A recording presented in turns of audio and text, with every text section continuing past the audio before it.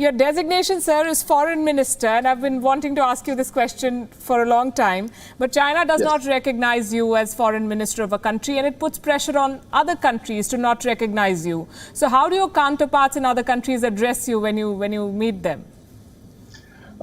In most of the countries, they address me as Minister Wu. There shouldn't be any problem for any country to recognize me as Minister of Foreign Affairs in Taiwan.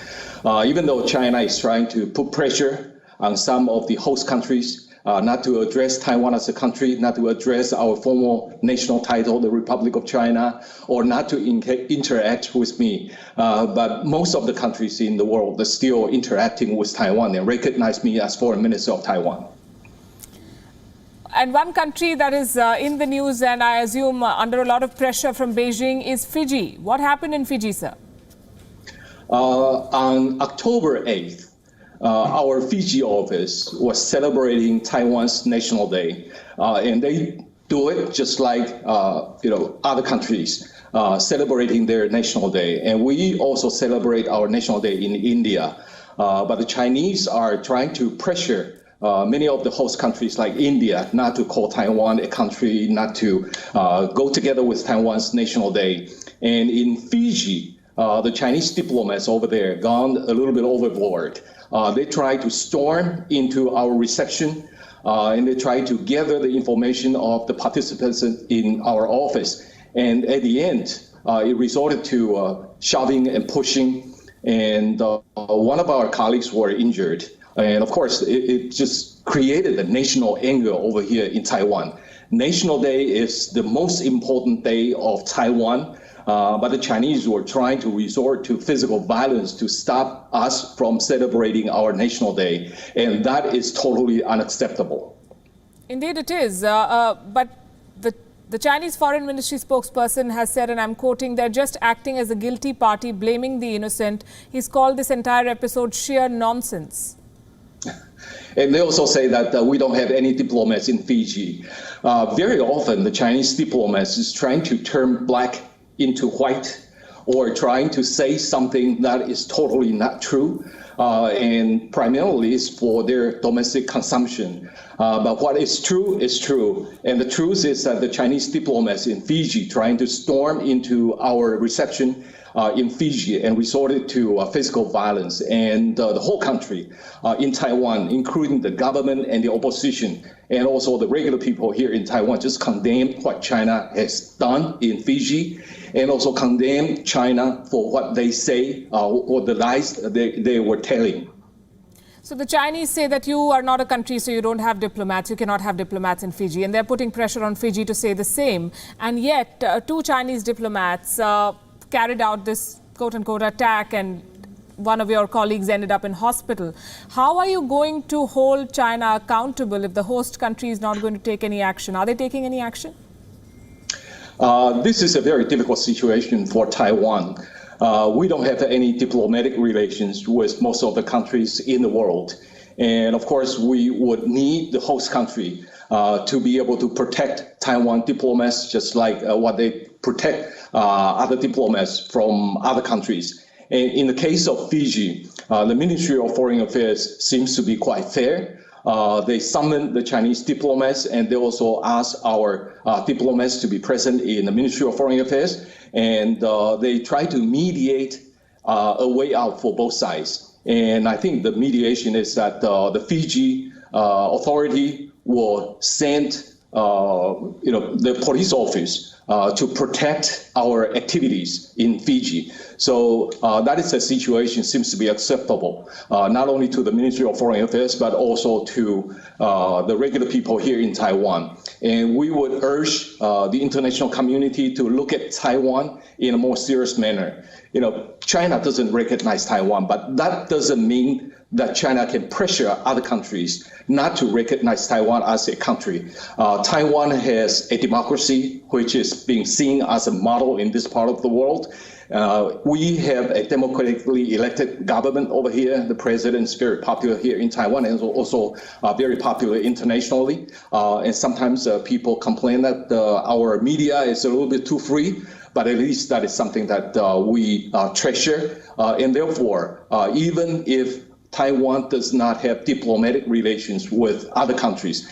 The relations between Taiwan and those countries that we do not have diplomatic relations should also carry out the functions that we should treasure. Today it has happened in Fiji. Tomorrow it could be some other country. Do you see your representatives posted elsewhere, including in countries like India, facing a similar threat? Yes, we saw in quite a few places where the Chinese diplomats are trying to pressure the host countries not to do something with Taiwan. And in the case of India, the Chinese embassy in India was issuing order, so to speak, to the Indian press not to report about Taiwan's National Day, or not to call Taiwan a country, or not to recognize our president, Dr. Tsai Ing-wen.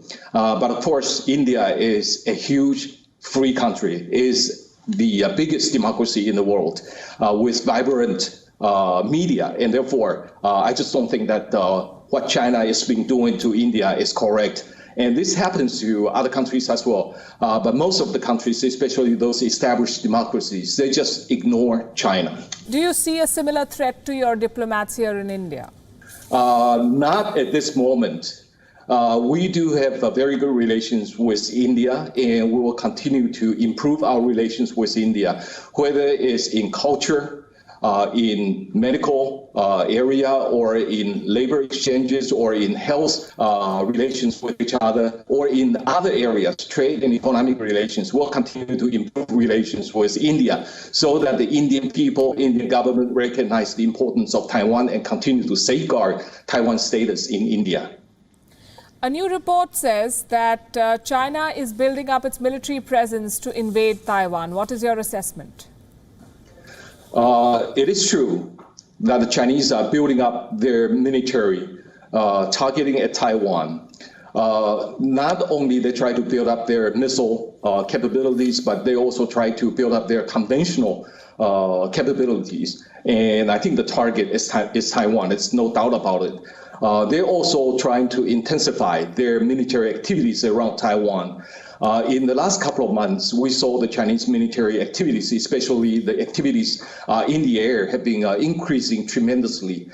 They not only try to intrude into our air identification zone, they also try to cut through the medium line of the Taiwan Strait, which has been safeguarding peace and stability and status quo for decades. So this is very alarming. I think what is even more alarming is that the Chinese government does not hide its intention that they may want to use force against Taiwan.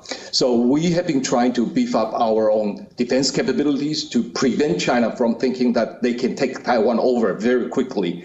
And we also try to procure military hardware from other countries like the United States. And we also try to work together with other countries for security areas. So this is the way we try to strengthen our own status to prevent China from launching attacks against Taiwan. But I think the most important thing is that if you look at the situation around China, the Chinese military is also intruding into the disputed area in East China Sea. They also try to build up their military installations in the South China Sea. And there was also border conflict with India, where the Chinese have been increasing their military deployment. And this is very alarming that China seems to be expanding its force of authoritarianism.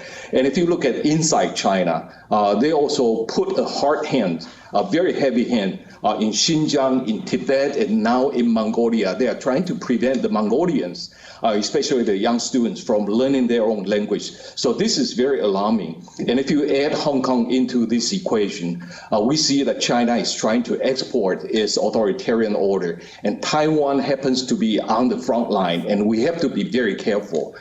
There's a traditional wisdom about authoritarianism. Whenever they have domestic difficulty, they would try to find a scapegoat outside their country to create crisis, to divert domestic attention. And Taiwan may be a very convenient scapegoat for the Chinese government, and we need to be careful, and we need to build more friendship with other countries. And India is a country that we want to be friends with. What is the domestic difficulty that Xi Jinping is facing, according to you?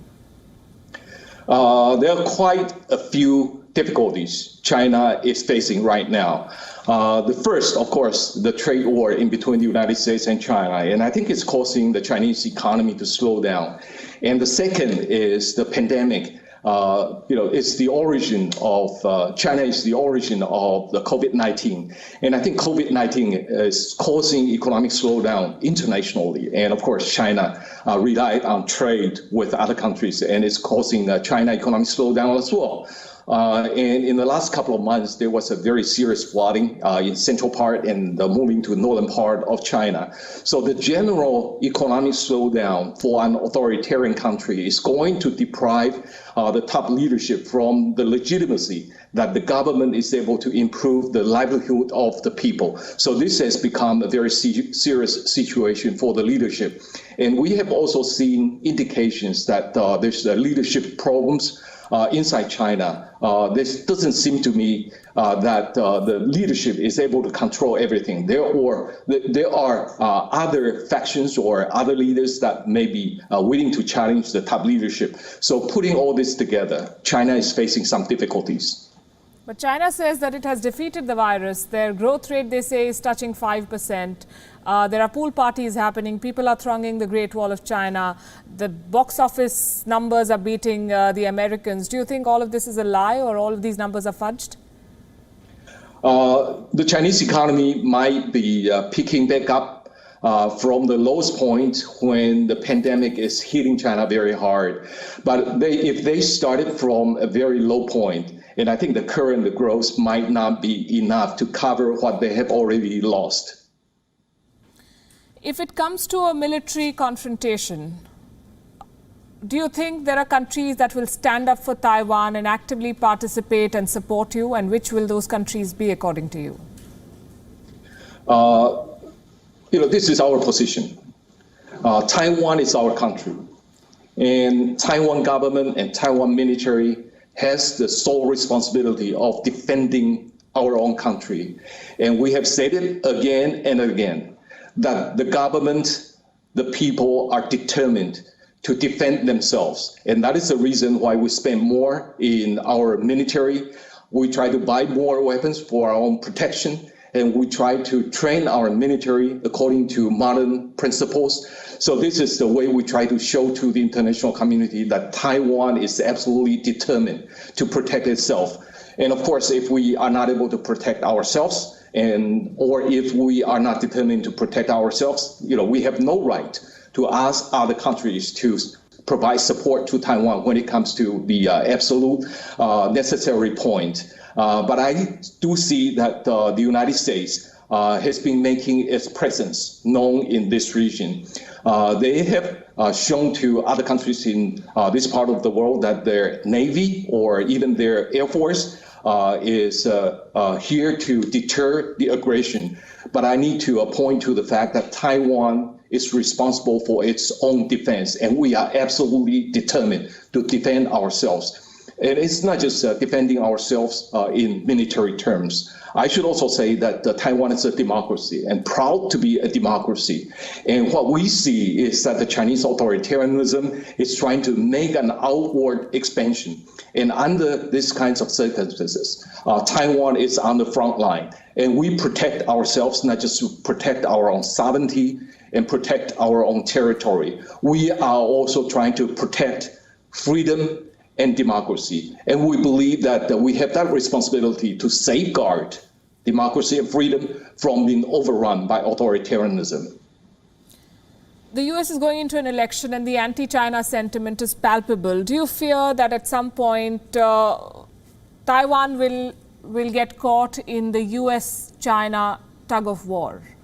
If you listen to what some of the key decision makers in the United States describing the relations with Taiwan, is that the U.S. relations with Taiwan is independent of other countries.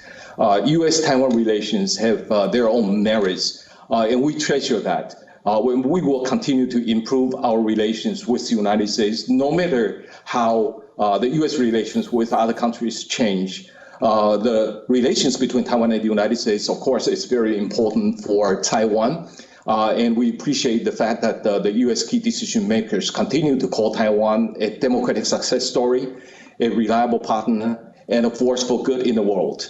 And that is a very good description of Taiwan, and we'll continue to improve our relations with the United States. And no matter what happened in between the United States and China, we will continue to work together with the United States and other like-minded countries. We want to make friends, and at the same time, we want to make contributions to the international community so that the like-minded countries in the world understand that Taiwan is a force for good in the world.